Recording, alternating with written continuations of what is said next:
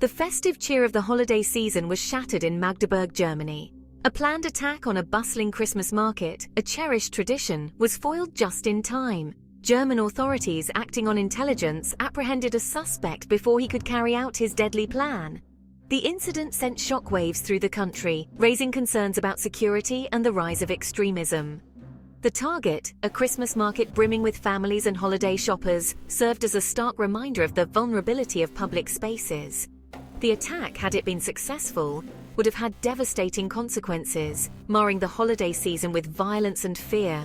The swift action of the authorities prevented a tragedy, but the incident left the nation grappling with unease and a renewed sense of vulnerability. The question on everyone's mind: who was behind this heinous plot? At the heart of the investigation was a man named Khalil A., a 37-year-old Iraqi national.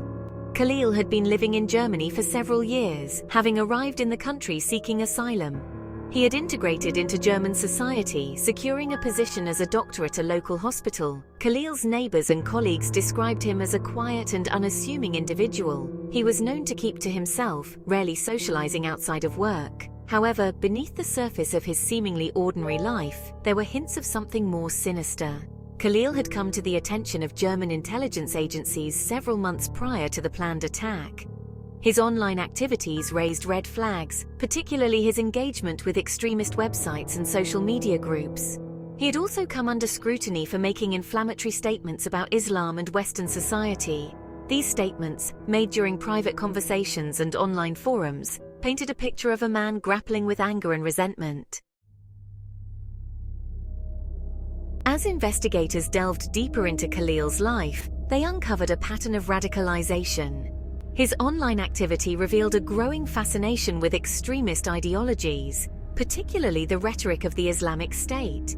He had reportedly been in contact with individuals suspected of having ties to terrorist organizations. Khalil's social media posts were filled with extremist propaganda and anti-Western sentiment. He shared videos glorifying violence and martyrdom, and his comments expressed a deep hatred for Western values and culture. Of particular concern were his attempts to recruit others to his cause. He reached out to individuals online, urging them to embrace violence and join him in his fight against the West. His messages were filled with a chilling combination of religious fanaticism and calls for violent action.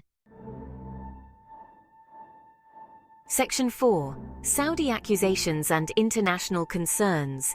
The investigation into Khalil A. took an unexpected turn when Saudi Arabia issued a statement accusing him of being an operative for Iranian intelligence.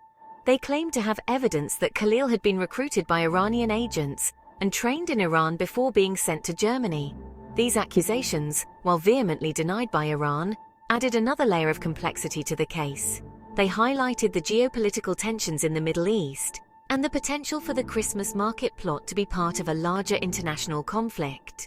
German authorities, while cautious about the Saudi claims, acknowledged the possibility of foreign involvement. They were working closely with international partners, including Saudi Arabia and Iran, to investigate the extent of Khalil's alleged connections. Section 5. Justice and Uncertainty. In the aftermath of the foiled attack, Khalil A. was arrested and charged with plotting a terrorist attack. He remained in custody, awaiting trial. The German justice system was tasked with determining his guilt or innocence and the extent of his crimes. The case sent shockwaves throughout Germany and beyond, raising questions about security, integration, and the nature of extremism. It served as a stark reminder of the ongoing threat of terrorism and the challenges of combating radicalization. As the trial unfolded, the world watched closely, seeking answers and justice. The outcome of the case had the potential to set a precedent for future cases involving terrorism and extremism. It also had the power to shape public opinion and influence policy decisions. The stakes were high and the world held its breath, waiting for the verdict.